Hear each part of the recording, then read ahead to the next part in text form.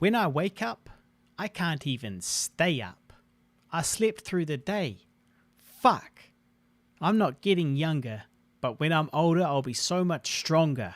I'll stay up for longer. Meet me at our spot. My name is Harley Neville. I'm Guy Pigden. And welcome along to the remote session. Yeah. The remote podcast. You sound like shit, actually, but that's good. We'll see what happens. Welcome along Thanks to for that. The Zoom podcast. Yes, good that we're here for this. Why are we doing this again, Guy? We're doing this because my girlfriend is going to be traveling outside of Auckland, and she has to take all precautions to not come into contact with anyone with COVID, obviously, and bring COVID outside of Auckland. And part of the stringent measures of crossing that border, you have to answer a series of questions, and you have to sort of basically be as least likely, and obviously you have to have taken a negative test like 2 days or within 24 hours or something, or 48 hours of you leaving. You got to do a bunch of things, but one of the things that you need to do is not put yourself at risk of getting COVID. Unfortunately, someone in your household is not vaccinated. So while it's still, the chances are very low that you would give me COVID and then I would pass it on, and there's still a lot higher chance, obviously, than had they been vaccinated. And so just to mitigate that chance, we have to do a couple of these episodes remotely. It's ridiculous. You're literally 4 meters that way. You're literally, like, we're pretty much in, I would say 4 meters. 4 meters you're that way. Yeah. Yeah, we could send each other Morse code through the wall. Tapping. Yeah, we could. So that was Willow Smith, those lyrics. I'm a Willow Smith fan now. Didn't care. Wasn't interested. I was more interested in what we looked at via the YouTube. Yeah. I was more concerned with the quality control. Yeah, the quality is a little low. We're facing the wrong way. You in particular are facing the wrong way, and the quality of the stream and the quality of your audio are all quite questionable. Although it's not. I mean, well, I'm being picky. Fixing the. I'm gonna face this way now. It's gonna make that seems more normal if I look this way. No, it's true. I think that's a good idea. On the edge of frame now, but yeah. Well, the thing is, we're doing it a new way this time. We're doing it using Zoom instead of Skype, and this is actually the first time we've done this. And so it's a bit of an experiment. I've made it worse. Well, actually, no. What I've just done is I've changed the gallery view to the speaker view, and it made you too big. But yeah, it's good. Yeah, it's all going wrong now. I think I've made it better now. Yeah, it looks fine. Looks good. It's good enough. I'm being cut off.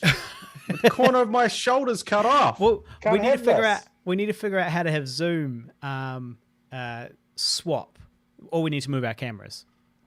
Yeah. Anyway, there you go. That's better. Okay, I've done it. Yeah. I'm a genius. Yeah, so welcome along to the show. We are here, still in lockdown, although you wouldn't necessarily know it by the buffoonery out on the streets from these freedom-loving idiots, these freedom lovers. Yes, we had a brigade, we had a procession come past of extremists. A convoy of extremists came past. They were driving up and down Dominion Road, which is close to where they live, and they were tooting every 5 seconds, and they were just going on a loop up and down Dominion Road, toot, toot, tooting, toot, toot, tooting. And I was like, man, there's nothing that's going to make you appreciate someone's point of view than being tooted at loudly for an hour. Yeah, it was so obnoxious. It was just so childish. And these these anti-vaccine idiots are the same fucking idiots that couldn't sit still for 6 weeks. They were like, we're like, okay, everybody just sit still for 6 weeks and we won't have the virus. And these exact same freedom-loving morons were the same ones that were going out and disobeying the rules. And now, because of them, the virus is in. And now they're complaining about the cure. These fucking people. And they're spreading it. It's so ridiculous. It's so, you wouldn't, if I wrote this story in 2019, you'd say, Harley, that's just not realistic. The people are too dumb. I'd say, wait a second. You mean to tell me that we'll come up with a way to stop a pandemic and this I don't want to say majority because that's incorrect, but a very determined contingent will reject this this cure, a vocal vaccine, minority, whatever you want to call it. A vocal minority. They will just reject it, like they just, and they will justify this by YouTube videos that they've dug up. I mean, is this? I'll be like, no. Look, this is. I'm sorry, you're gonna have to change this ending. Like at the pandemic thing, okay, but you're gonna have to change this ending because it doesn't make sense. It doesn't make sense. People would never be that dumb. Shout out to Bevan Reed on the live stream. He says it'd look more normal if you had a beer in your hand, guy, as opposed to a Coke. I guess. Don't worry. The beer, Bevan, is inbound. It's also, you want to talk about privilege. This is a fucking privileged beer right here. This is a hipster beer, if ever there was one, a classic, and it's called, get this, and this is a suburb within Auckland, a kind of a hipster suburb, really. It's called Kingsland Pilsner. So I'm just showing where I come from there. You're just showing off your beer. That's cool. But I've got a sad beer related story, which is the other day I went to buy some beers for $13, some Boundary Road Brewery beers, which I quite enjoy. They're cheap and yummy, and he didn't have any, so I said, okay, cool, we'll just get me some other kind of hazy for, roughly something similar price. And so he came back with one that was $18, and I was like, all right, whatever, I'll take this $18 Urbanaut one. And do you know what that son of a bitch did to me? He sold me a 6-pack of 2.5% alcohol beer. That's offensive to my religion. It's an offense on your freedoms, Harley. That's what it is. Yeah. So I had to go out and buy some real beer. So you had to do a protest. You had to march up and down outside the shop in question. Tooting the horn. Yes. Well, I've been trying to contextualize all of this as it's gone on. I think the alarming things to me are just the ignoring the rest of the world thing was always a challenge to me in terms of the logic of, like, we knew COVID was gonna happen to us at some point. We knew that. Now, I do think there is a valid, point that, should we have been better prepared if we've had, 18 extra months to prepare? Sure, maybe we should have done things differently, or the government should have done things differently. I think that's absolutely a valid argument, that maybe they took a bit of a too casual approach to it, or they sort of didn't put things in place when they should have. That's I feel like that could be a valid argument for people. But it's still, the fact is we're here now. So let's look to the rest of the world now. Let's adopt all their best strategies and reject all their worst, mitigate the most amount of deaths we can, and keep calm and carry on. And we're really failing at all of that, failing at every single element of that.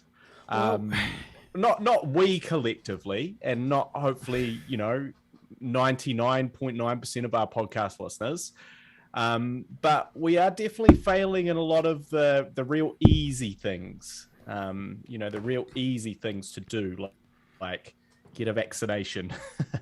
Get a vaccination. It's not a hard thing to do. It's free. It's easily available on almost every corner store, you would now say. But we're struggling with that. But so what has been taking its toll on me, I've figured out through this lockdown, like what has really been bothering me is anti-vaxxers. So what's affecting my mental health the most is not the lockdown for however long. It's not being able to, do any sort of filming or anything like that. It's the anti-vaxxers and listening to their arguments. That's really what upsets me and gets me angry on a daily basis. And that's where I feel, that's where I get like, when I'm like, fuck, I feel shit, I feel low. And it's like, oh, I've just fucking done a deep dive on some of these people that these anti-vaxxers are championing. And my fucking God, what has the world come to? And I always thought as us Kiwis, we've got this whole thing with the easygoing Kiwis, sweet as mate, we'll sort it out. She'll be right. Like that's us. Like that's meant to be us. That's meant to be. And I always thought we were much better than say Americans and the American, people running in and firing off guns at people and, shouting about anti-masks and all this. And I was like, man, when COVID gets here, they're going to see, man, we're so laid back and chill here in New Zealand. We're going to do everything right because, we're not like them. And then we see a procession of cars going up and down the street, honking loudly for, a couple of hours straight. Yeah, but these people, don't let them get you down too much, Guy, because these people are the vocal minority, they are the angry buffoons, that are all yelling and yahooing. Meanwhile, the rest of us aren't doing that stuff. We're just getting on with it. We are the silent majority. And so I do hope, well, that's what I hope anyway. That's what I think is going on here. We are the silent majority. And yes, you've got these kind of this vocal subset of, imbeciles that can't grasp what's going on. But, what can you do? I mean, where are we at, though? Like, when are we going to this green light system? We've got to reach 90%. It's like, what are we at now? They should have, like, daily updates, Like, they should have daily updates. At 1 p.m., like 1 p.m. daily updates or something. Part of the reason they don't want to maybe update too regularly is because, there's not enough movement. And then if there's not enough movement, that will turn people off sort of doing it. Like, well, what's the point then?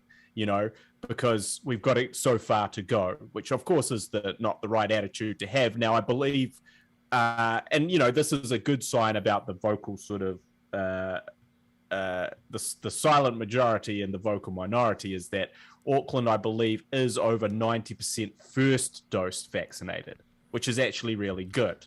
So that's so weird that my flatmate is one of the minority, the only 10% that has not had it. Totally unvaccinated. What are the chances? Such bad luck. It is bad luck. I'm worried. Okay, aside from we're doing this podcast in different rooms, I'm worried about Christmas because I'm like, okay, cool. So hopefully at Christmas time, we will have some sort of green light thing and we'll be able to have our vaxxed, friends over. Or not, I mean, people don't have to necessarily be vaxxed, but, like we could have a Christmas. They could have a Christmas. We're going to have a vax. We're going to have a vax party. A vax party. Yeah. Well, we could invite a doctor. We'll have to decide whether we make it a vax party or not. But, like, if you consider that, like, we were holding a concert or something. Yeah. We'd be responsible in making it an all-vaccinated concert. Yeah, well, look. Okay, so it's a vax Christmas. But the problem is my flatmate's not vaxxed. So what the fuck are we going to do? You see the issue? And, like, even if my flatmate were not to attend the party, well, that obviously would be better, I guess. But like, I'm still within that same bubble, that compromised bubble, that compromised, partially anti-vaxxed bubble. And so, will we have a party and I'm not allowed to attend? I'll just be hanging out on the stairs at my house, like looking over the backyard, and you guys will be lighting the fire. And so I'll set up a Zoom, so you basically can't come out of your side of the house. Yeah. And I'll set up a little FaceTime and I'll be holding you up as if you are there. Yeah. And you're like, hey guys, it's me. What's up, Look, I'm on the dudes? phone. Yeah. Hey, oh, this looks pretty cool. Hey, show me where the drinks are. Oh, I have some of that. Oh, and then you take a sip of your drink that you actually have, and you go, hey, I'm with you guys. I'm part of it. So we can do that. I'll get bored of holding the phone up after 5 minutes. We can do it for 5 minutes. I mean, the other option is that your partner can't attend the party. Yeah. So she has to go onto Zoom and watch the party from your the pocket of your chest pocket where you keep your phone. But she's the one vaccinated. Yeah, but she's the one that's worried about crossing the border. Well, she will have crossed the border by then. And it's all finished and done, and that's it. I believe so, yes. Oh, Sweet as then. Well, what a funny old world we live in. I do kind of feel for Jacinda. She is riding a tsunami of mayhem, and it's been a rocky ride so far. But all things considered, I think that she's expertly guided this ship through all of this, and that essentially New Zealand is a victim of its own success, where all those previously... And its own fucking privilege. What, of being an island? Its own, more like its own privilege of people within it, as it's a victim of its own privilege. If we had actually, witnessed, any type of true oppression, any of the stuff, or even witness like COVID really, like in Italy, where it's, spreads through like wildfire and just wipes out all our sort of older, people, and we're all stuck in apartments and we literally can't move from an apartment block and we're stuck there for weeks. I feel like if that had happened to us, we'd be like, hey, this shit sounds pretty good. Let's do it. But unfortunately, that privilege of A, living COVID free for 18 months, B, not, having necessarily a neighbor or someone we care about or someone close to us be greatly affected by it, it all just seems so far away that all we want to do is bitch and moan like Russell fucking Coates, about how we're doing it so wrong. And I just think the fundamental thing is it's like, man, and I don't want it to happen, but it's like, man, we need to have some devastating shit happen to us so we understand what devastating shit is, and then decide collectively, okay, you know what's not very devastating? Having to get a vaccine. That's not the most devastating thing that could happen to me right now. I think it's just a very narrow worldview and a very privileged life that we've all led over here has led to this whole, I take affront to this now nonsense. Yeah. But, it's silly. Yes. Well, we were a victim of our own success in the sense that we succeeded when the rest of the world failed, and that's what's created this complacency. This complacency has come about because for the last 18 months we got to live freely and happily while the world did all of this transitioning, and then we kind of thought, well, the world will eventually get it under control and life will go back to normal. And we'll be sweet. We'll be sweet as, mate. What really happened was everybody failed. The world leaders at the time had their reputations tarnished by, like America and the UK failing, quite publicly and, catastrophically to contain it. And so we, New Zealand as a whole, was a victim of its own success in the sense that everybody else failed and we succeeded. And then eventually we have to go, cool, well, now we need to just let the virus in because you guys all failed. And, now we need to go through this transition like a year and a half after you guys while you've got this big advantage, of having, gone through all this already. Painful teething process for sure. But New Zealanders got to get used to that. Yeah. Yeah. Well, due to COVID, I had to do an online awards night. So it was meant to be an awards night for Show Me Shorts Film Festival. Normally it's a pink carpet event. It's got celebrity hosts and filmmakers and photographers, and you all get together in a cinema with a big screen, and people win quite good awards. This is the New Zealand's biggest and best short film festival, and the awards are quite good. Thousands of dollars and thousands of dollars worth of gear hire and stuff like that. And so normally it's an in-person event like that, glitz and glamour. This year it was me in the studio in the backyard, hosting it myself online. But it was good fun, and it was a good opportunity, and it was really good to get back in front of the camera and also to be presenting again, because I have done some presenting in the past, and I've always enjoyed it, but I've just never really had the opportunity to pursue it. So it was quite nice presenting a live show. And it went really well. Did you watch any of it? I certainly did not. My best friend, ladies and gentlemen. Why the fuck would I watch an award show, which I'm got nothing to do with, as in my, there's no films that we've made or is in it. It's literally going to an awards show to watch other people. But the reason why, how great they are. Because you're not watching those other people. What you're watching is how this broadcast went from the studio, in terms of being able to, as a business venture, and being able to monetize this as research, because this could be another way to generate revenue, as you essentially host a show exactly like I did, from the studio, and you can have it. You watch that show. It was lots and lots of videos. So it was me. It would come to me, and then I would throw to a video of somebody accepting an award or somebody reading an award, and it'd come back and forth to me, between me and videos of, say, trailers and so on. And so it was really there was lots of moving parts, and it was all being done just like a television production pretty much. And it was, it was good. I feel like there's actually some room there for that to be another service that is offered from the studio. Yeah, for sure. But I guess I already knew that. Well, yeah, but you can see it in motion. You can see what it actually looks like. That's the point. We're not talking about whether or not you know it. We're talking about how you're going to do it next time. How we can do it better next time. Well, the fundamental problem with it, as it was, is that someone else was doing the sort of live switching. And I guess I would be more interested if you were the one doing that. I would be very fascinated by that. That makes zero sense, because obviously you wouldn't want the presenter to have to be dealing with all the technical stuff at the same time. So you need somebody but whether you need a technical producer. Now, whether that technical producer is in the room or in another room is irrelevant.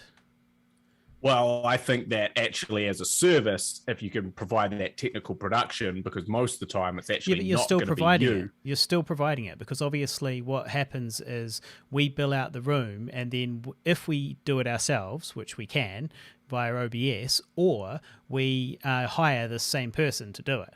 Yeah. So basically we can pay that person from the fee. Yeah. So I guess I'm interested in that fee going to us as part of the overall thing, and us knowing how to do that. Well, we can do that. Yeah. So that's where I would have tuned in. Well, yeah, but you've got to watch it, obviously, to have even just a bare base area place to start, you've got to figure out, okay, so what has been achieved and what, could we do differently? Obviously, you've got to watch it to compare it. So you can do that on the Show Me Shorts Facebook page. I appreciate that. I might even upload it to the Guy and Harley podcast YouTube channel as well, as a piece of bonus content. But I was thinking, after doing that show, I was like, okay, we could reinvent. It's time for a rebrand of the Guy and Harley podcast. It's Piggy and the Nevs. Okay, it's the same show, it's the same flavor, it's the same two dickheads, but it's a new formula with new branding. Okay, it's Piggy and the Nevs, and each week we watch on air and talk over one of our productions, like a creator's commentary. So, for example, it could be I Survived a Zombie Holocaust, or it could be just one of our latest skits, or any production from the last 20 years. And we use that as a starting point for the conversation in this show, rather than this fully free-form thing that we're doing at the moment. So basically we start the show, we watch it and talk over it, and use that as a place to begin. And then we end up doing more nerdy film talk, right? So that'll make you happy, because we're going to be talking more about film stuff, and I'll still be able to squeeze in my dick jokes here and there, so I'll be happy too. So basically we've got a theme, I guess. Watch it and talk about it. I don't really have any reservations about that, except that, that's going to last 20 episodes. Then what are we going to do? Well, we actually have way more than 20 productions, because you don't have to do it for every single, you don't have to do it for only the good projects. You can do it for you can do it for V-Man. You can start with V-Man, and that's the place where you start. And we talk about V-Man, our skit, our ad that we shot when we were 20 years old. It's just a nothing production, but we can still talk about it and why. That was one of our good productions. Yeah, it wasn't bad. It wasn't bad. That was one of our good ones. Yeah. But so you could do that. You could start somewhere with a... just watch something. And then also, you got to remember, there's also multiple episodes. There's 12 episodes or something of the extended version of the project. So, every single episode can be the place where it begins. And we wouldn't talk about the production the whole time. That's just the place where it begins, Sure. Yeah, well, sounds good. Well, I'm working on it. We're getting there. Shout out to Dottie Pie on the live stream, and to T-Bird as well. Yeah. So do we think that being stoned and being high are different things? This is a question on the live stream. Dottie Pie asks, do you think that being stoned and being high are two different things? Me and my neighbor have been fighting. No, stoned and high for me are the same thing, but they don't have to exclusively mean weed. You can be you can be considered to be stoned even if you're on heroin or something, in my mind. That person is stoned or that person is high. Doesn't have to be weed. Not that Dottie Pie is talking about weed, but I would say they're the same thing. Me too. Glad we've cleared that up. Yeah. Since we spoke last, I said on the show last week, we did talk about Tesla, and we spoke on the show last week about that, said that everything had gone up, and you hadn't checked your balance, but you had bought some stuff last year, and you had checked recently, and it was up 3%, and you were very disappointed with that after a year or something of invested money. You were not feeling that. Well, and since that show, Tesla has blown up. It's gone to a ridiculous all-time high that's 40% higher than it was before. So how's your stock looking? Well, the last time I checked, I'm going to check again right now. Okay, well, but the last time I checked... you looked at... Yeah. You got it? Yeah, no. Well, the last time I checked, I was 20% up. Oh, not bad. 20%. So that's a lot better than 3%. It is, yeah. And it happened overnight pretty much. So it did. Yeah. Investing. I started investing because of Tesla. And in 2018, I ideologically believed in what Tesla was trying to achieve, and it was clear to me as a big picture thinker that the EV market was going to grow. And I liked that Elon Musk was at least trying to kind of, create the future that we want, which is the Star Trek one, not the fucking Warhammer 40K one. And so then when our dear friend Adam St. John's, occasional 5150 listener, started investing in Tesla and told me about it, that's when I was like, right, I've got to get on board. And, because I foresaw this future with flying cars and idyllic garden cities floating in the clouds above our thriving, wild, biodiverse planet living peacefully below with minimal human interruption. And so all of that branded with a Tesla T, you know? So I invested because of Tesla, and then I have a significant percentage of my holdings in Tesla, but I am diversified. But still, yeah. So basically, in the last month, I checked my high interest bonus saver account, and I had received $4.71 from the bank. That's how much I received in a month for having a certain amount of money in my bank account. I had the same amount of money in Sharesies, and the return for the month was $9,000. So $4.71 high interest bonus saver, $9,000 Sharesies in the last month. Okay. Yeah. So I'm just checking. I'm up $28. All right. Not bad. Not bad. Hey, it's $28 free dollars, right? Is that your total return? $28. But you only put in $75. That's pretty good. That's my total return. Like of having invested $189. $189. Yeah. Yeah. $189 I put in. $28 back. $28. Hey, it's not bad. It's not bad. It's not bad. Tesla, the company, being named after Nikola Tesla, is the ultimate revenge upon Edison.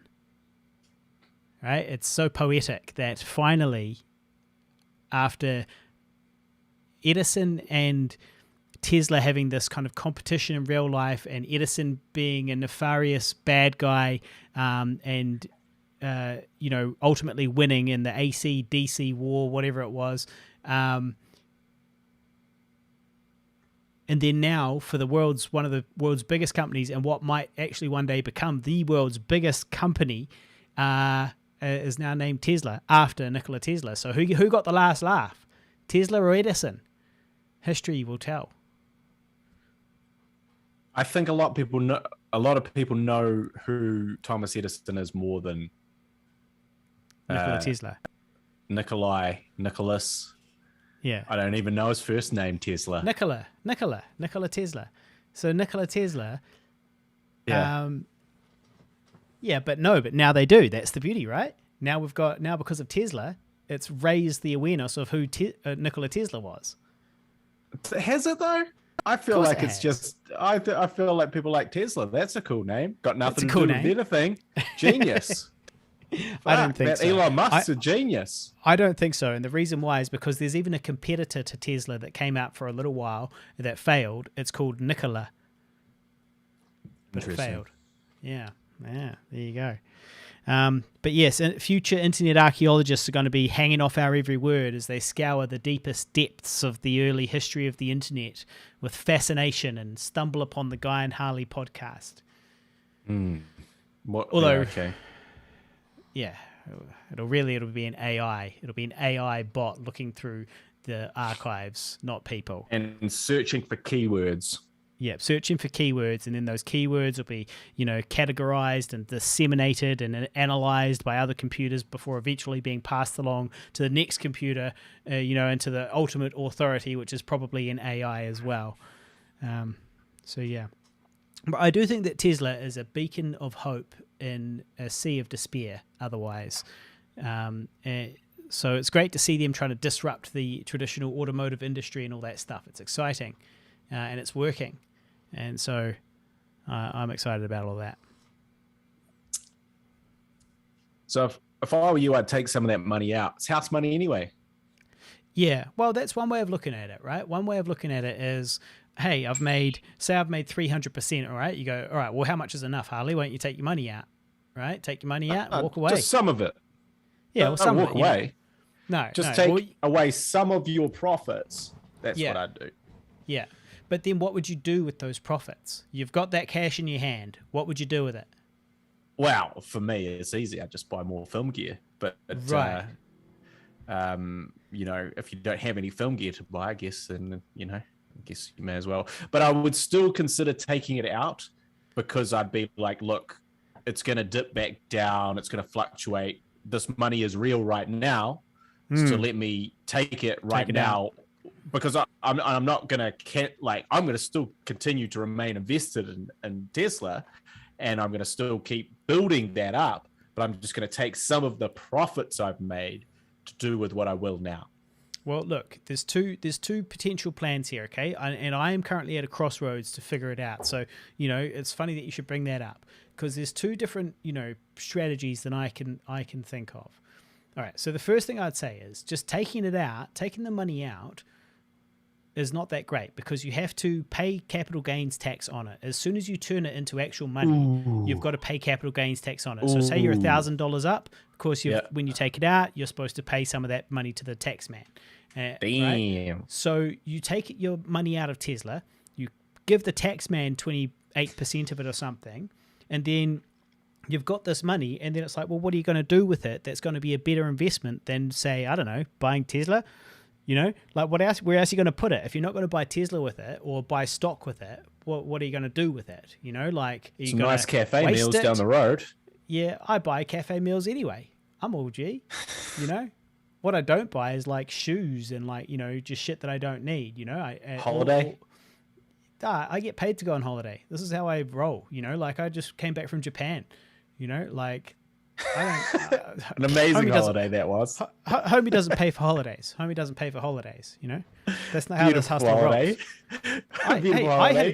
I actually had a good time. I had a great time in Japan. It was just a bit of a shame. It was a bit restricted.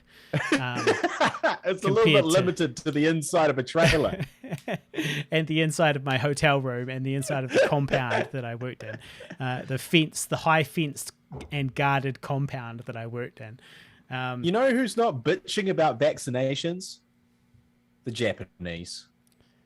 I think that they actually had a real slow uptake on vaccines, and then they had a big scare.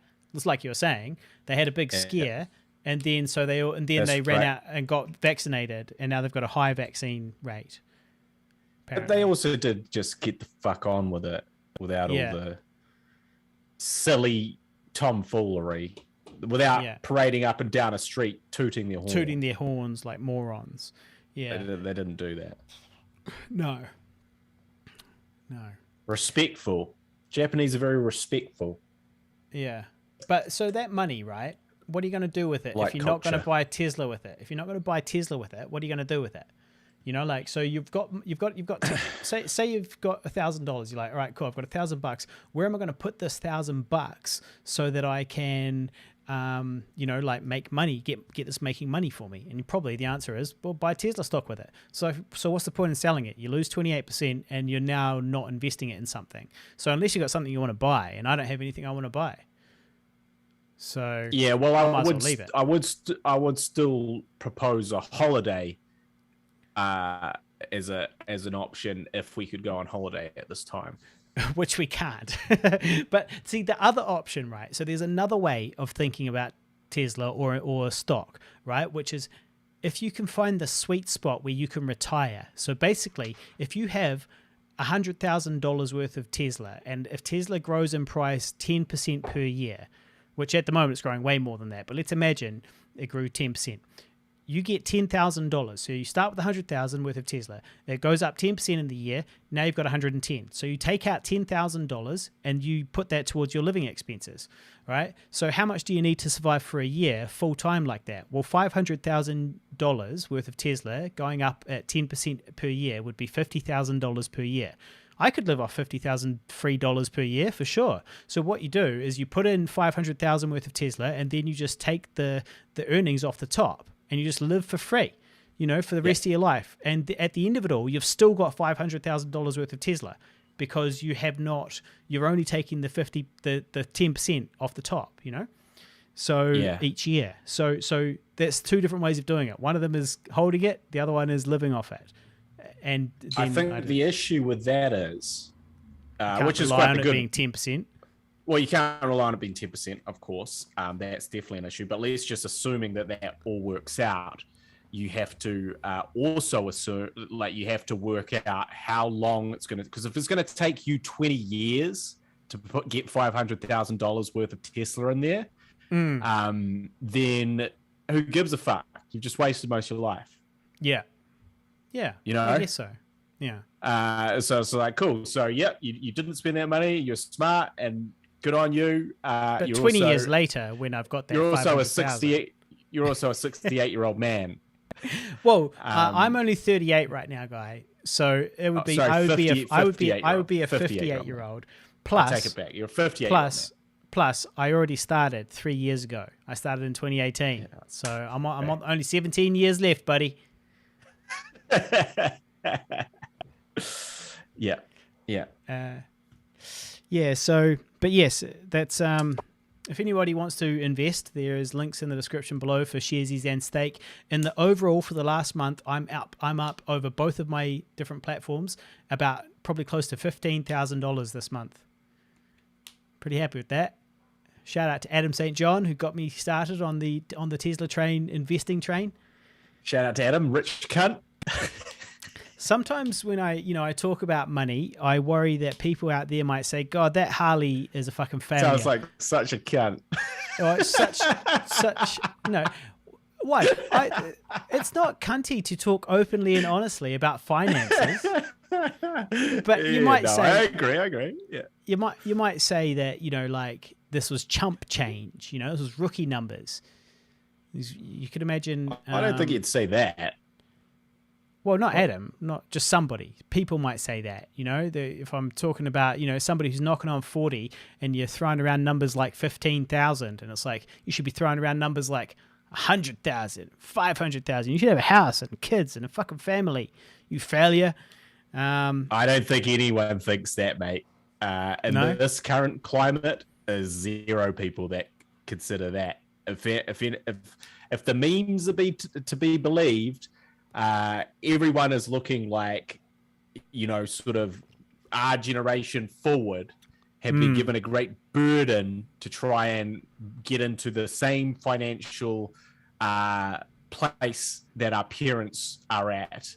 And we're at a huge disadvantage, and that we're all going to die very poor is basically the general sort of the way that, everyone's sort of like, there's a lot of problems in terms of, how the economy has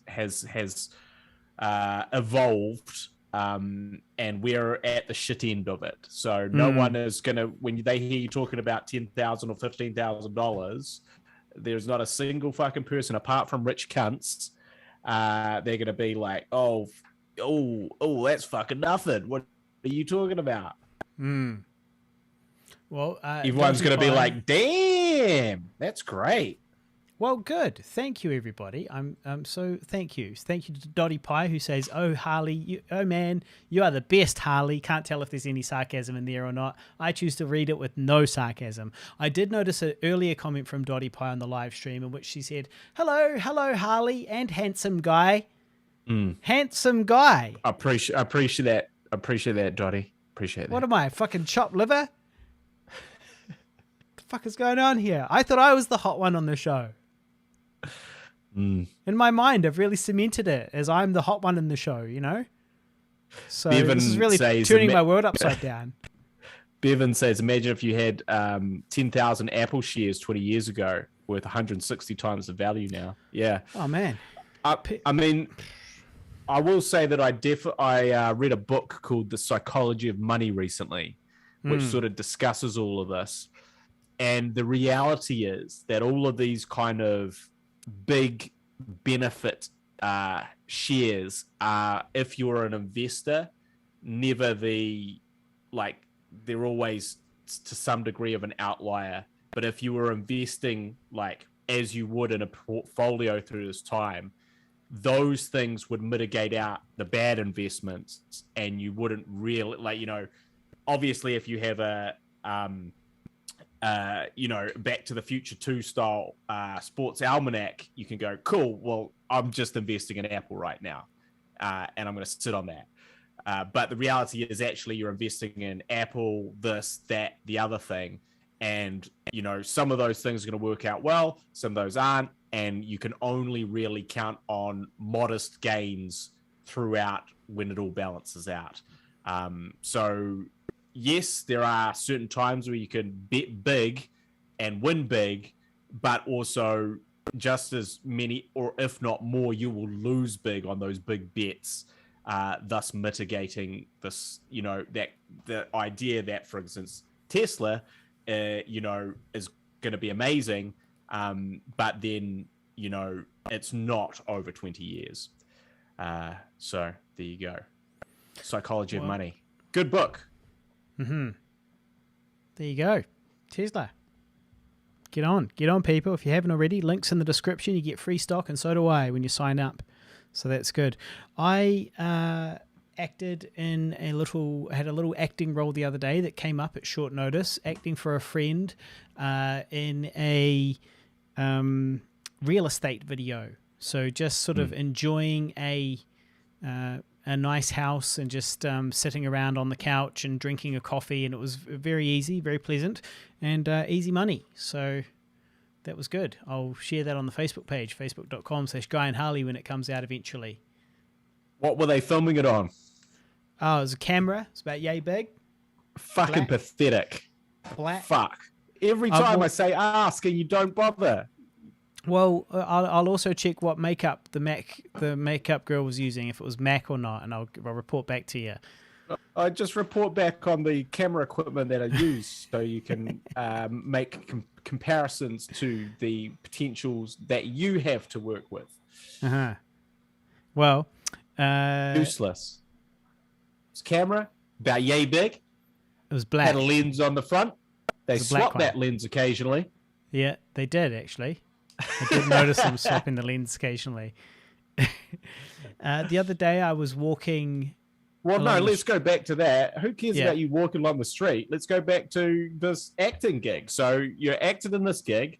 What were the COVID protocols in place? We're at level 3. What was happening? What did you do? Did you wear a mask? I couldn't wear a mask. I couldn't wear a mask because I was on camera. Did you take it off between takes? No, I just left it off once I got there, pretty much. Listen, this was a very small production. There was only two other people there. There was only two other people of two. So it was me and 2 people. That is not over the gathering limits, and we were not doing anything too intimate. So we basically social distanced, and the crew, they were wearing masks pretty much for the whole thing as well. I think for the whole thing virtually, and I didn't have to. So, which meant that I was protected from their breath, but they were not protected from my breath. Now, so thank you. Did everyone have to show their COVID pass when they walked in the door? No, we haven't reached COVID pass situations yet. That's not a thing yet. But also, I think you're overestimating how big this was. This was literally 2 people with a camera. There was no audio. There was nothing. It was just 2 people with a camera and me sitting on a couch. This is not a true production. Do they have lights set up? They did, of course, yes. They had some lights and a camera, and some coffee. So you got those 3 things, you got a movie. Fuck sound, don't need it. ADR it later. ADR it all in post. So was there any, we have to shoot from a certain distance away? Sounds like some protocols were not adhered to, Harley. That's all I'm saying. I don't think so. If it's only, we're talking about 3 people here. 3 people. What difference does it make if 3 people have a camera or not? If 3 people are allowed to meet, for example, at the park. I guess the difference is the park is outdoors, but... Yeah, and they've all I still believe, have to adhere to the social distancing as well. Well, look, are you adhering to the social distancing? As much as I possibly could. I was. As much as you possibly could. Sounds like you weren't doing it all the time. Well, nobody's perfect. That's the thing. It's the Swiss cheese defense. It's the Swiss cheese defense. It's, there's going to be holes in all of our barriers. You see, just like pieces of Swiss cheese. There's holes in each piece of Swiss cheese, right? The Swiss cheese defense is something gets through the first layer of cheese because of one of the holes. It doesn't hit the hole on the next piece of cheese because the holes are not in line, and so the Swiss cheese So defense. your Swiss cheese was fine. So I'm saying that I'm saying that my Swiss cheese was holy because I was not necessarily socially distanced the entire time. Although I was pretty socially distanced. But say I wasn't, that's a hole in my cheese, right? Yeah. And the virus can get through. But then the next layer of cheese is masks or vaccines. The layer after that is vaccines, and the layer after that is washing your hands. So there's different layers to this Swiss cheese defense. See what I'm saying? Look it up, people. Was it the director and the camera person? Yes. Okay. That's good. Yes. So that's good. That's good. Little guerrilla, non-COVID compliant shoot. That's cool. It was also good to get back on the acting wagon as well. Yeah. Not that I did much acting. And then there was, I've got my production coming up, right? So my next show that I'm producing is a short film, and it's virtually all in Mandarin, the language, and it's... I thought you were about to say it's all going to be virtual at this rate.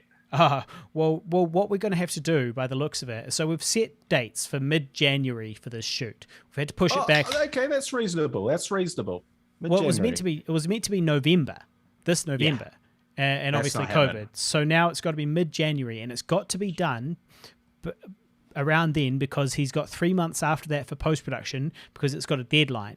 And so so he's only got 3 months for post-production or 2.5 months for post-production. So, but anyway, mid-January, we're shooting this thing. And I'm going to have to start figuring out how the fuck to shoot these things. And what we're going to be doing is we're going to be doing the auditions. I'm going to ask for self-tapes, but I'm also going to set up a day maybe where they can just do a Zoom call. So I'll say, hey, you've got two options. Do a Zoom call at 12 p.m. on fucking Saturday or send me a self-tape, whatever you like. And it so, saves a lot of time on finding an audition space. Well, and the money as well, because you've got to pay for an audition space.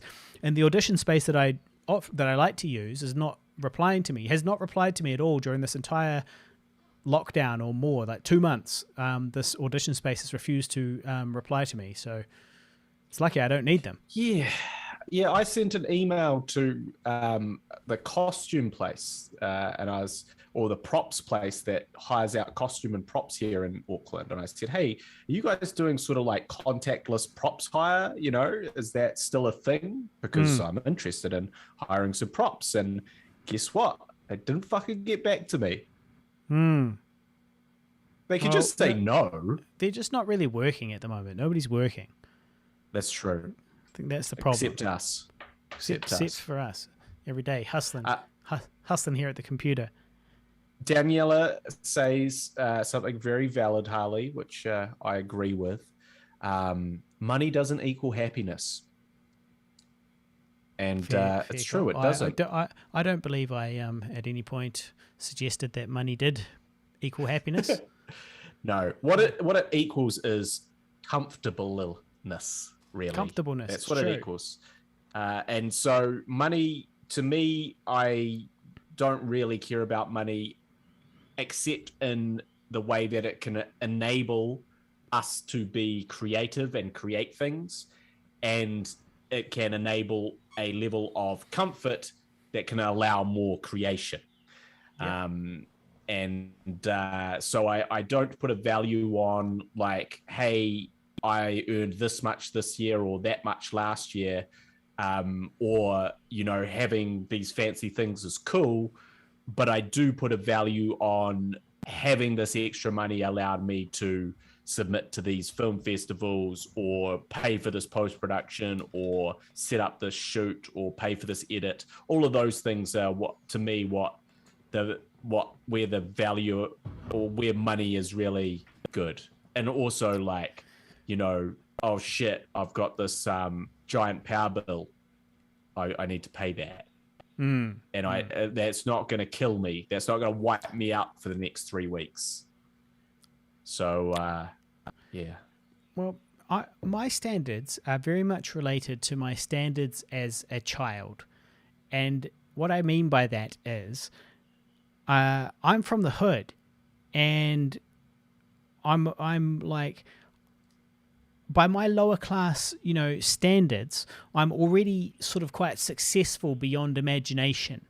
So my goals are really quite attainable, and so all I really want, here's my ideal scenario, is have enough money to be able to buy a house, raise a family, and create art for a living full time, and enable other people to create art for a living, and just generally be involved with the creation of art.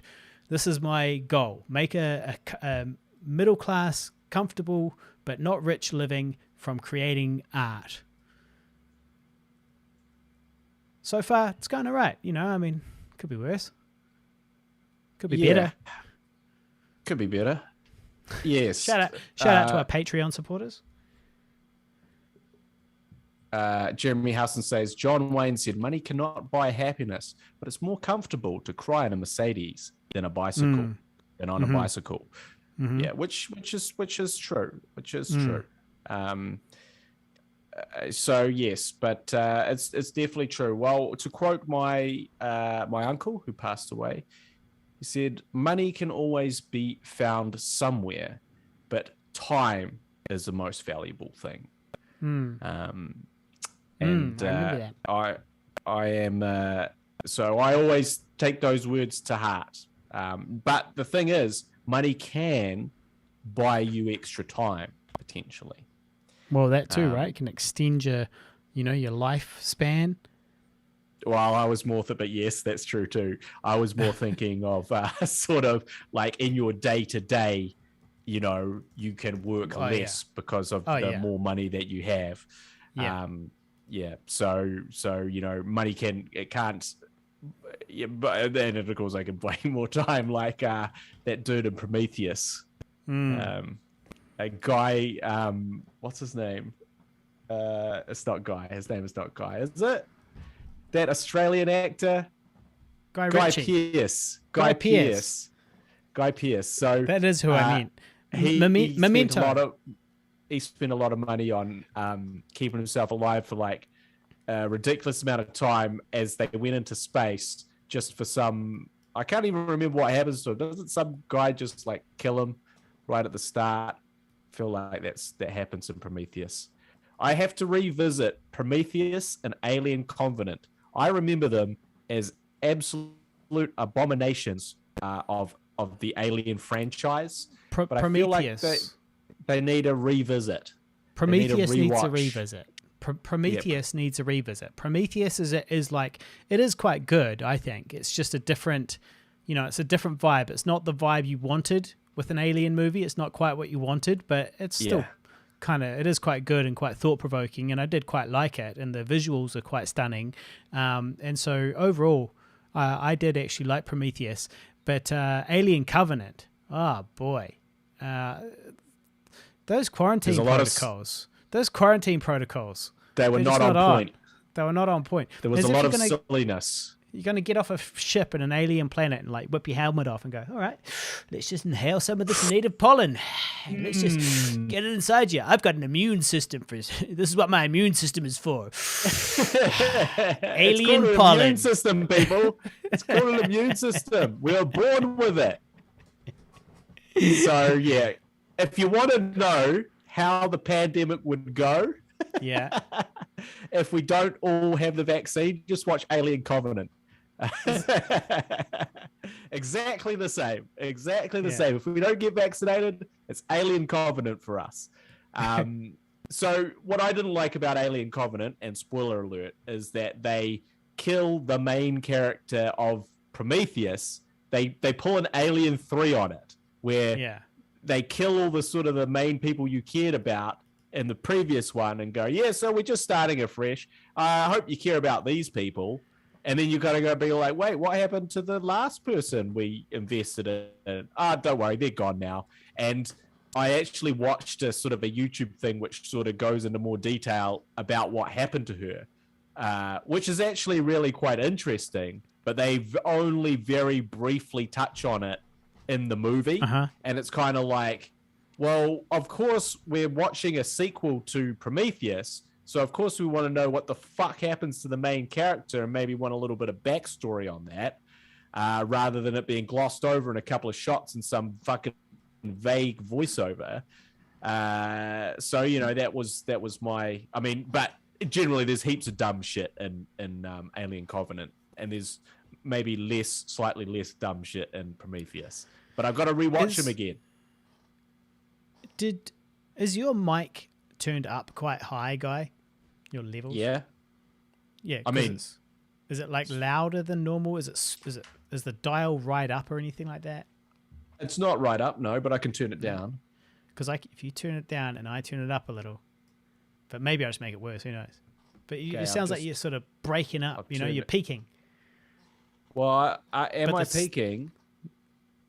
So I've turned it down a little bit now. Or is it digital internet issue? Let us know, listeners, if you're out there.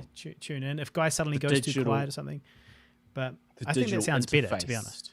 I think that sounds better. Now, I'm not sure if I mentioned this last week or not, but oh no, that's right, I did mention it. Yes, that I submitted no caller ID to Short of the Week, and I did not get in, and that was a waste of $29.99 US from our Patreon supporters. Yes, so shout out to our Patreon supporters for that. Sorry about wasting your money. Sorry about wasting your money on a submission that we did not get into. So Tyler's Vids asks, what do you think of the new Chucky series? What do you think of the new Chucky series, Harley? Oh, well, look, compared to the old Chucky series, you're never going to be able to compete with a classic. But the great thing about classics and the continuation of the story is that you've always got that kernel to refer back to. And so they are, they're films. Those new Chucky films are absolutely films. Yeah, this is a TV series. They're a TV series about a possessed doll. Yeah. No, that's what I think about that. Good stuff. Harley knows nothing about this, as evidenced, which is fine. But I can speak to this a little bit. So I'm quite a big fan of the Chucky franchise, but unfortunately it's gone from scary Chucky to silly Chucky to scary Chucky to silly Chucky to reboot Chucky to TV series Chucky. And how you sit with that. So essentially, I believe what is happening is the creator of Chucky has continued to have some of the rights to Chucky, and so has continued to do Chucky. But also, they did this reboot of Chucky a couple of years ago, which doesn't really have anything to do with him. And Mark Hamill's the voice of the doll, and it was meant to be like, hey, we're going back to kind of scary Chucky, even though that's not really happened. It didn't really happen. It wasn't really good. I just think that, this, it's kind of a Halloween issue in the sense that sometimes, it's a killer doll that kills people and he's been possessed. It's a doll that's been possessed by the spirit of a mass murderer. And, that's what Chucky is. And in the first couple ones, it was like, how could we ever believe that a doll is walking around murdering people? That's preposterous, you little dumb kid. What the fuck do you know? So that's a great concept, because you have this kid and this family in jeopardy, and the kid being the first one that clicks to like, hey, this is a fucking killer doll. And then everyone being like, yeah, it's a killer fucking doll, mate. Of course it is. Fucking go back to your like teddy bears. Stop playing make-believe. So that's actually a really cool concept. And they found kind of quite unique ways to tell that story in the first three. But then since then, it's like, okay, we've sort of done that story. So what if Chucky is more, we go the Freddy Krueger route, where it's like, what if he's more of a comedy character? And what if he has a doll who he marries? And what if she's also and what a if crazy she murderer? Sort of looks like Judith Collins? And what if it's all connected? So, and then they go, oh, what if maybe we've taken this whole comedy aspect too far? So let's go back to the old school way of doing it. And then they go, okay, now but now we've done that again. So now we got to go back to it's all a bit much. So I'm interested in the Chucky TV series because I do like the Child's Play franchise, although I feel like there's kind of very significant high points being sort of 1 and 2, and then maybe the time they came back and told a new Chucky with our friend, the actress friend who we've both met, who was the daughter Jessica Fiona. Oh no, Is it Fiona Dourif or is it something else Dourif? But Brad Dourif's daughter essentially takes on the mantle of, and so her first Chucky appearance, I think, is a really good one. When they kind of rebooted it scary, but then she's made an extra one or maybe even 2 where it again gets fucking dumb again. So yeah, that's my thought. So I'll be interested to see where they go with it because they've gone almost everywhere with it. Interesting side note. Not really interesting, nor a side note, but I did play essentially the Chucky character in Killer Sofa.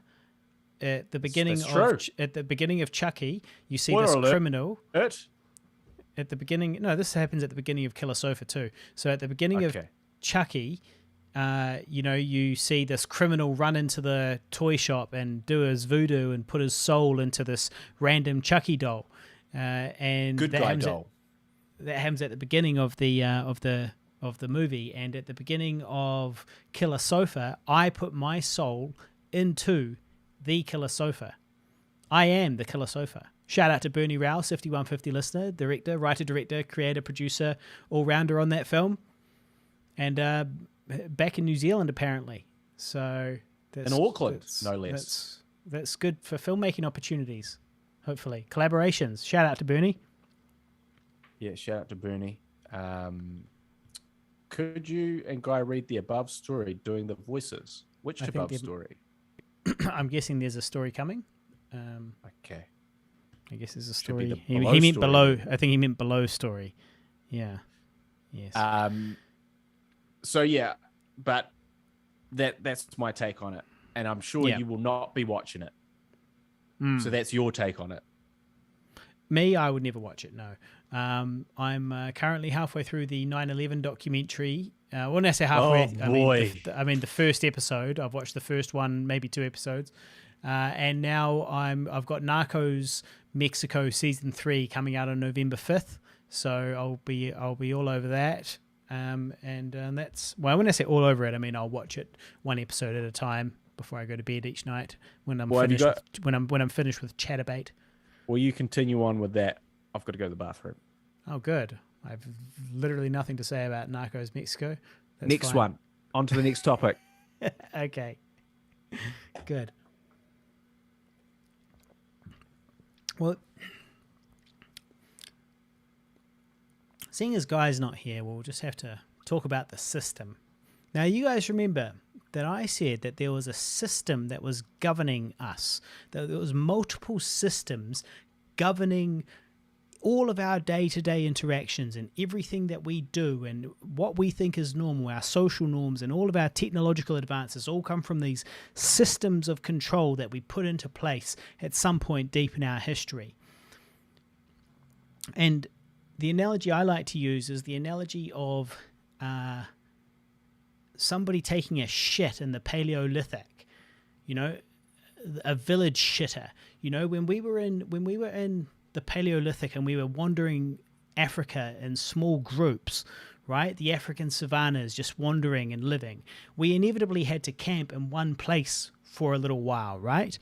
On the odd occasion, we would stay somewhere for a few months. Now, normally, when wandering the African savanna in the Paleolithic, you can shit anywhere that you want to. Anywhere you goddamn please, you can shit there. But it might be wise to cover it up because a tiger might be following you, stalking you through the long grass. But nevertheless, you as an individual can shit wherever you want in the Paleolithic. But in these situations where the group has stopped in one space for a few months and they've sort of set up camp for a little while before they need to move on, before the weather gets bad and so on, you obviously can't shit in the middle of the camp, right? You can't just go up to the encampment and take a shit next to the fucking fire, right? It's a health risk. Regardless of the social norms at the time, it's a health risk. And groups that allow shitting by the fire over the long term will get sicker than groups that don't, right? So inevitably, as it became clear that shitting in the middle of the camp caused disease, one of our elders would have decided to create a rule. No shitting in the living areas, okay? Upon threat of being exiled from the community, or worse. So you see, Guy, that when the first Paleolithic Homo sapiens agreed not to shit next to the campfire, and that was a rule, that's when the first system of control was born. And these systems and others like them have propelled our civilization from living at one with nature to ruthlessly subjugating it. Now, when the elders that created that rule, no shitting in the middle of the village, died, do you know what happened, dear listener? The legend says that one of the more rambunctious tribe members, known only as Guy, went out and took a shit next to the campfire to celebrate. And do you know what happened? Guy was exiled from the community, forced to fend for himself in the wild. A virtual death sentence. So you see, the system was born and nobody was in charge of it anymore, because the village elder that created this no shitting in the village rule was gone, and yet the rule remained, right? Because the death of the highest ranking official doesn't change the system any more than the death of the highest ranking legal professional in the country destroys the legal system, or the highest ranking teacher in the country. The death of that person would not in any way affect the education system either, because the system is designed to refill those roles with new humans, you see. And so that's what happened in the Paleolithic too. The elders died, the rules remained, we're still not allowed to shit in the fucking village. All right? That's the system. That's where the system was born. Hi, Guy. Welcome back. Which system in particular? Just Well, the law of systems?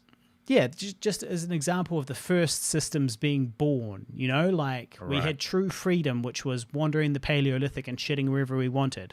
But then when they stopped to camp for a few months, and if somebody shit right next to the fire, they'd fucking know about it. There was rules in place, right? Yeah. That's the system. And then even the people that created the rules, once they've died, that rule still exists because it's a good rule. That's a system controlling your lives. We are balls deep in the system. Well, yeah, of course we're balls deep in the system. We have to be. Well, the system has a lot of perks. Yeah. Otherwise, the system, it's, cats and dogs living together. Total anarchy. The system is what has allowed us to reach this technological state. These various systems in place to help us force us to work together, have allowed us to have this technology and these great privileges that we have living in New Zealand in the 21st century. And it's all after millions of years of sacrifice by individuals. Check your Paleolithic privilege. Bevan still hasn't sent through the he says, can you and Guy read the above story, but he hasn't sent us the story that I can see. He's still typing. But the other day I was walking somewhere, and there was a young man walking towards me with his dog, and he was sort of 100 meters away or something like that, and he was, and I saw him, and I saw he didn't have a mask on, and at the time I didn't have my mask on either, and then I squinted my eyes and I could see that he did have a mask around his neck, as did I. And so at about the same time that I was squinting at him to check his mask situation, he was also squinting at me. And it was both of us, with a shared sigh of relief, lifted our masks and put them over our faces and wandered past each other. And as we passed each other, we connected eyes and acknowledged the respect that we had just shown each other by walking and putting our mask on around strangers. And so it was almost like a COVID hongi. It was doffing your hat and donning your mask. It was a COVID hongi It was a COVID hongi. You're right. This was the new version of the hongi. It's the COVID hongi.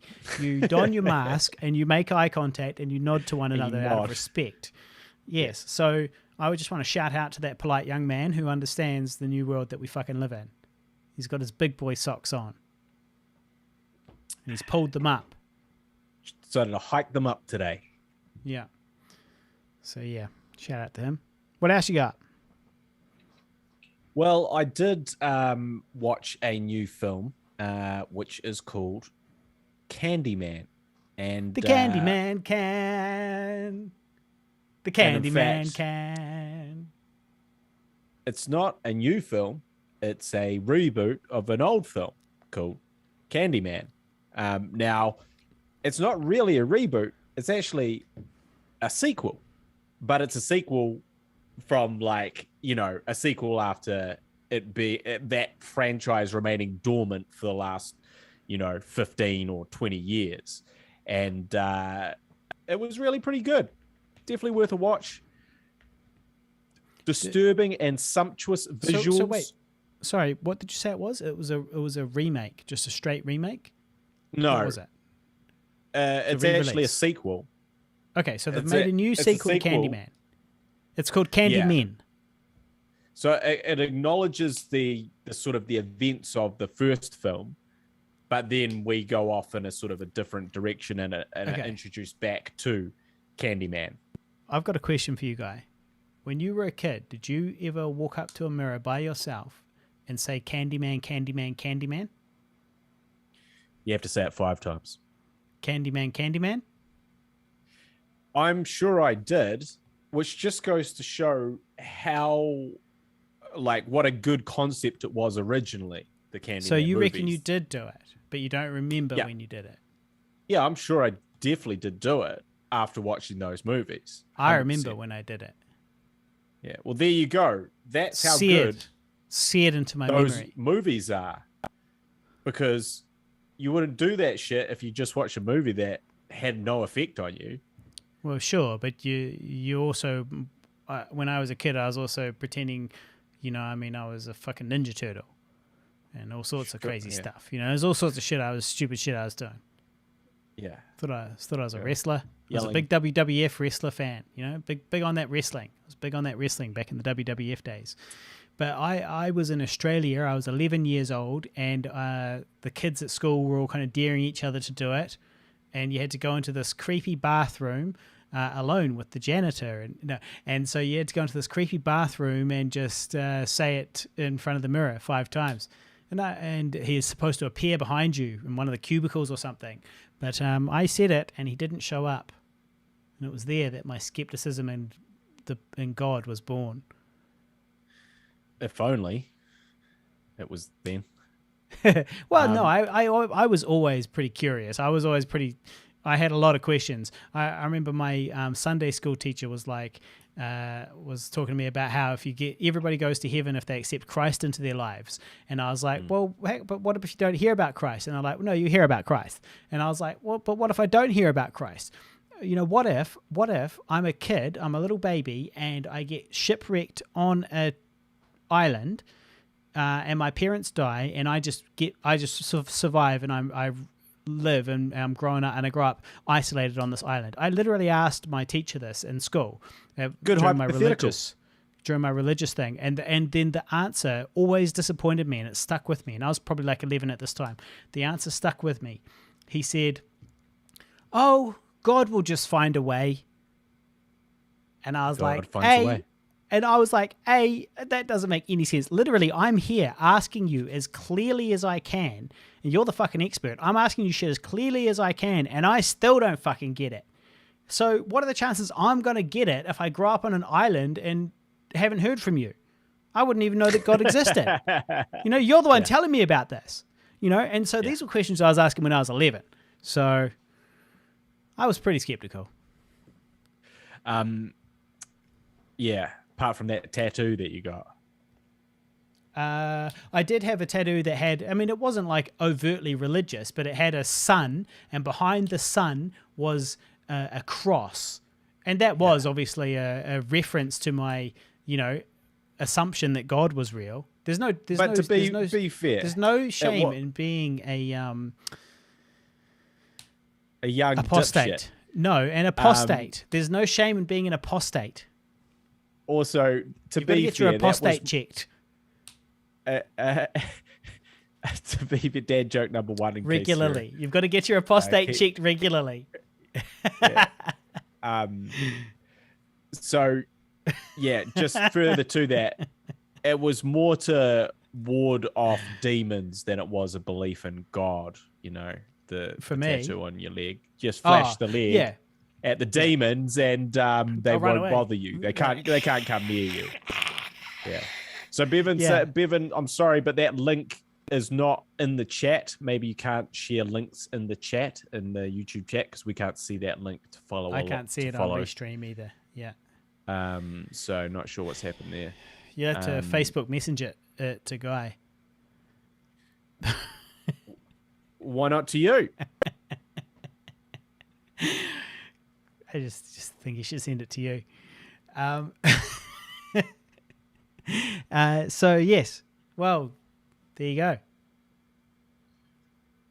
So yeah, I watched the movie Candyman. I thought that was good. Halloween Kills. We mentioned that, I believe, last week. That was not good. Did we mention that last week? What was it? Sorry. Halloween Kills, the new Halloween movie. Didn't you get quite angry about it? I did get very angry about that. Jared asked if I've seen VHS 94. I have not seen VHS 94 yet. I do have a list of horror films to get through, and maybe I'll add that to the list. Do you want to share your joke with the rest of the class, Harley? All it was there was a bug floating around my face, and it was floating around my face, and I bit at it as if to consume it, and I really did. I tried to catch it. I actually tried to catch it with my mouth. Now I did miss, but I went back and I watched the stream just to see how it looked, and it really looked like I pretty much got it, and it was quite funny for me. I see. It brought me joy. Guy, have you seen VHS 94? No, I have not seen it yet. 5150 listener Jared Murray. I have not seen it yet. Oh dear. What about June? How do I even watch June nowadays in New Zealand? Can we watch June? Is June available for me to watch? I was a big fan of June 2, the original real-time strategy game, The Battle for Arrakis, and I really that was the video game that kind of introduced me pretty much to the world of it was the game that introduced me to the world of real-time strategy, which is my favorite genre for video games. I'm a big real-time strategy guy. And so June 2, Arrakis, and so I would like to see the movie. I liked the story in the game. Well, yeah. I don't think you can watch it legally over here.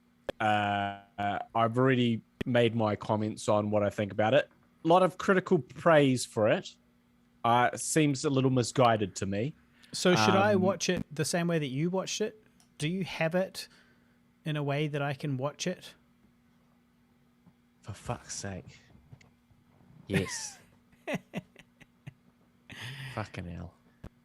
What? Heaven forbid you have to pass a link along to somebody. Or pass a file I thought it along was to that somebody. simple. What? What's so complicated? You must have it as a file. My levels of piracy are expanding exponentially because of you. Because of me? I'm incriminating myself. Yeah. It's like COVID, spreading it around. Yeah. Well, look, here's the thing. You create movies, so you're allowed to steal them occasionally. That's what I tell myself occasionally. I tell myself the opposite of the philosophy that I believe and rely on to make a living. I personally have said many times on this show that I like to support in the cinema big sci-fi films and big war films. I always support them because I feel like they've both got lessons for humanity, and I should support them because if they become popular and they educate people, well, then that's really good for humanity as a whole, and I can die knowing that my contribution was worthy. And so I'm not in any rush to pirate it, but I would quite like to see it before some asshole on Facebook spoils it for me, because that's probably what's going to happen. Yeah, I was going to say, there's no spoilers if you read the book, but I haven't read the book. They are making it. They are making a sequel to it too. We now I think know. I started Part the book. 2's confirmed. Part 2 is confirmed. Well, that's good. That's what we want. Big budget sci-fi and more of it. Let's get humanity thinking about the future. Let's get them thinking about Teslas. Let's get them thinking about SpaceX. Let's get them thinking about a human colony on the moon and us mining asteroids. That's what we need. We need more sci-fi. So I'm glad they're making a sequel. I'm all about it. Well, you haven't seen the first one yet. It doesn't matter. What is important is that the wave is heading that way. Big budget sci-fi is still worth investing in. Make it financially viable. Well, it must be. It must be. I don't know how they've figured that out with the current lack of box office returns, but they have. But didn't one of the films make just as much money streaming? Isn't it kind of a conclusion now that we don't really care? As in, we the consumer will still consume it, and you guys will still make a whole bunch of money. We just have to do it at home, and you cut out the cinemas, unfortunately. I believe that actually accounts for a lot of lost revenue that cinema release up front. And also, I also believe that the sort of the streaming industry, much like the music industry, is in a transitional period where they're trying to figure out how they can make money off this stuff, but not necessarily. So, for instance, Netflix Squid Game. Have you seen that yet? Mate, we've talked about Squid Game on this fucking show. I watched it not very long after you, and I found out the budget is 20 million. So Squid Game is a great example of a tangible Netflix result because it boosted the subscriptions by a certain amount, like an additional, and it has this amount of watches and then this amount of thing. It boosted the subscriptions by a certain amount, which accounted for this amount of revenue, which was something like 600 million or something like that. Something good, something like a lot versus the budget that it was, right? So that is like a tangible result, right? Where you can see, okay, we put some money into this thing. It got us heaps of new subscribers to the tune of $600 million. Thank you very much. It all works out. And it only costs this much. It all works out. But a lot of the time, there's no actual sort of reporting or accounting on what this means or whether it really means like a new bunch of subscribers or whether it's just all the old people watching it, and then what information is being sold to other people based on people's viewership and how that impacts revenue. All that sort of stuff is all very gray area. So to me, it's like, okay, so June costs $300 million plus whatever they spent on marketing it, and it's got this many streams, but has it moved the needle in terms of subscribers or those people that have streamed it? Have we pilfered their personal information enough to sell that to a different entity to make money off it? Like, how's it all happen? So, yeah, that's the question that is still not clear about streaming.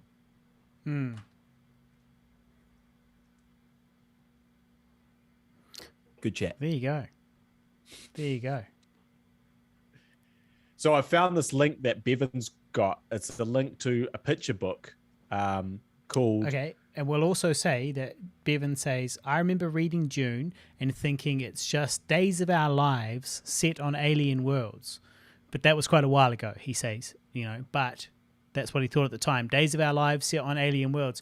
And I don't want that to ruin it for me. I don't want to be like, oh yeah, this is just like Days of Our Lives. I remember when Cassandra had the baby with the alien. Yeah, I mean, it's an interesting take. It's an interesting take. I think it's better than Days of Our Lives. That's what I'll say. It's definitely better than Days of Our Lives. So this book, it's a link to a picture book, right? And the title of the picture book is called "What is Happening in Pigville" Oh, so I By need a copy Eric- of it too. by Emily Lawrenson. Okay. Um, Am I supposed to read the other character? Well, I don't think that, I'm not sure. I think it might be more of like a narration style thing. Okay. All right. It's 19 pages. It's kind of a picture book. Oh, So okay. just take it from Yep. here. I'm looking at it now, actually. Oh, no, I'm Yeah. not. This book is dedicated to Val, Nick, and Bill. So not the originators of Pigville. It's not No. dedicated to Pigville, even though they're appropriating our name. They're trying to charge me $3.59 for this. I don't know what you're doing. I'm looking at it for free. All right. One day, in a small village called Pigville, Mr. Fox came along and he was looking for something to eat. This was bad. He was going to eat the pigs in Pigville. He was so close to Pigville. I'm hungry. Grrr. Today I'm going to eat a pig. This was bad. The fox was about to eat all the pigs in Pigville. The pigs ran in their houses so they were safe. All the pigs in Pigville played tag. It was summer and all the pigs in Pigville went to Florida. All the pigs in Pigville got rid of Mr. Fox. They were so happy. But there were more foxes. All the pigs got famous. Is it The spelled wrong? pigs were happy. Yep. And I previewed 11 of the 19 pages. Christ. And that's all you're going to get. All right. So, well, the pigs of Pigville, that's what we should call the listeners now. Because Pigville, for those that don't know what the fuck we're talking about, is the combination of Guy Pigden and Harley Neville. It's the name we started making movies under when we were 16 years old, and it's our YouTube channel name as well, Pigville. Pigville Productions. So if you want to support Pigville, you can go to paypal.com. You can use our email address, pigvilleproductions@gmail.com. To give us a donation, or you can go to patreon.com/pigville, or you can go to facebook.com/Guy and Harley. And there's various other ways to support us. Olderfilm.com as well. Famous. We'll make you famous. Yeah. Did I tell you? I'm not sure if I mentioned this or not last week either.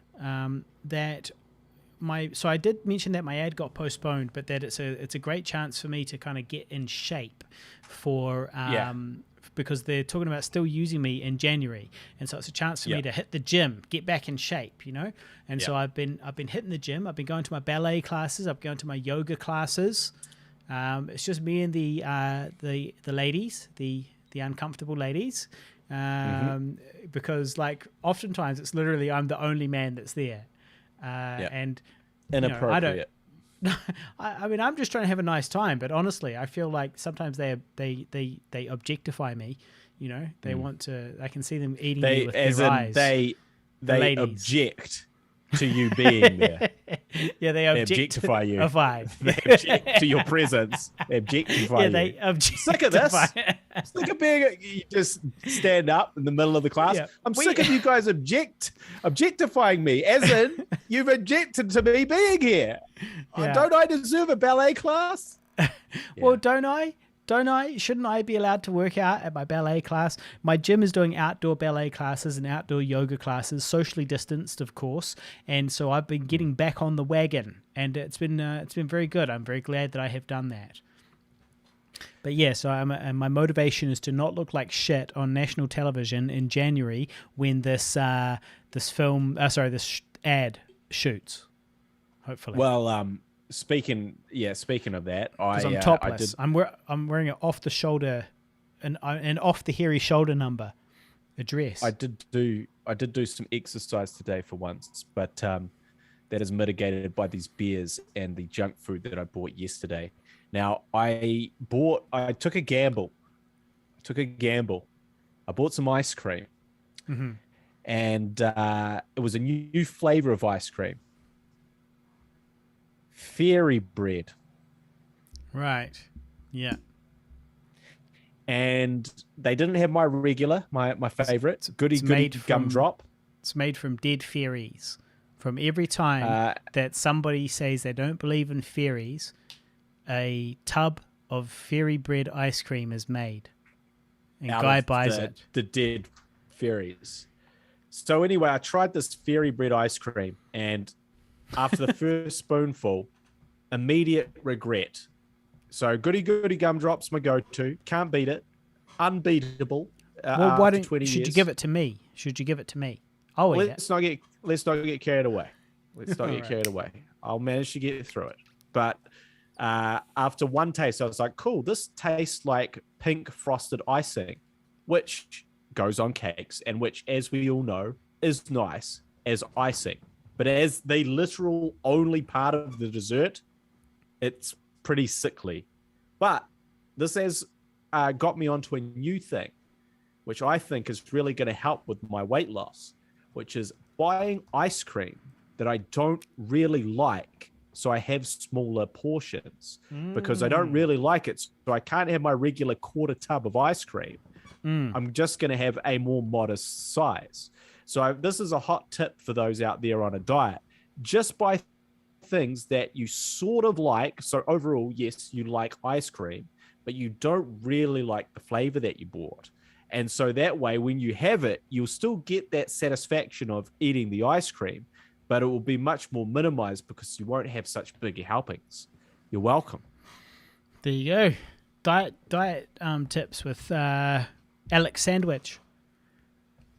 Alex Sandwich drinking the Mission APA. So Tyler Adams, shout out to Tyler Adams, long-suffering collaborator, and Tyler sent through the other day a clip to me after our conversation last week about hashtag shorts on YouTube. And how there's this new format that is trying to compete essentially with TikTok. Yeah, this new format you'd never heard of before. To be fair, it's literally in its beta, and I'm also not particularly interested in, essentially TikTok, and so I looked into it. So Tyler sent us a clip of a highlight from the last episode, or one of the other episodes, and it's cut together into the vertical portrait, landscape, portrait, whatever the fuck you call it, portrait orientation. And so vertical video. Yeah. And so it looks really good and it's great. So I was like, okay, cool. Well, how do I upload this?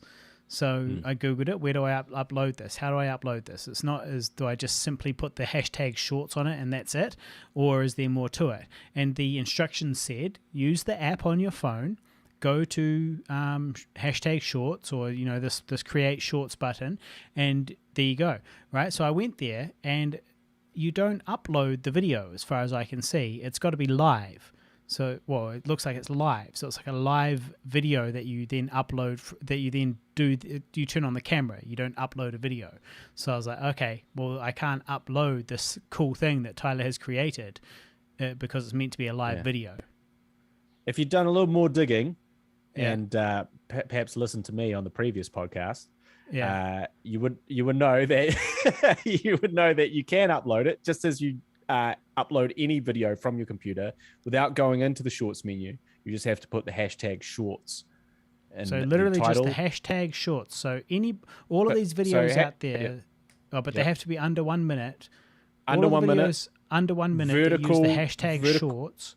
And in the vertical format as well. Yeah. So it is a short. Yes. So you just upload it as a completely normal upload and put the hashtag shorts. That's it. Correct, sir. All right. I just feel so sorry for all those ads for shorts, for clothing, and short films and stuff that are all getting all mixed up with this. Nobody cares, mate. YouTube is the future. Yeah. Shorts. Hashtag shorts. Yeah. So, yeah. Oh. All right. Well, look, on hashtag shorts, I'm all out of topics. Yeah, well, we should make this shorter because I actually have, I am teaching tomorrow and I need to prepare my students' lesson. Cool. Well, it's been a good time, and thank you so much for watching, everybody. We do hope to see you again soon. Facebook.com/Guy and Harley, olderfilm.com to watch our latest film, Patreon.com/Pigville if you want to give us $1 a month. If you want to buy the beers for next week's episode, go to paypal.com and use the email address pigvilleproductions@gmail.com, and you can make a donation and we will use that for next week's drinks, and we'll shout you out and call you the official sponsor. Other than that, I think that's all I have to say. Thank you very much for watching. See you next week. Thanks, guys. See you later, and we'll see you next time. Get vaccinated. Yeah, for fuck's sake, would you please get vaccinated? As a personal favour. As a personal favour to me. To the show. To the show, to Guy and to me, can you please get vaccinated? We're aiming for 90% so we can kind of fucking get on with that. So, yeah. We'll see you next week.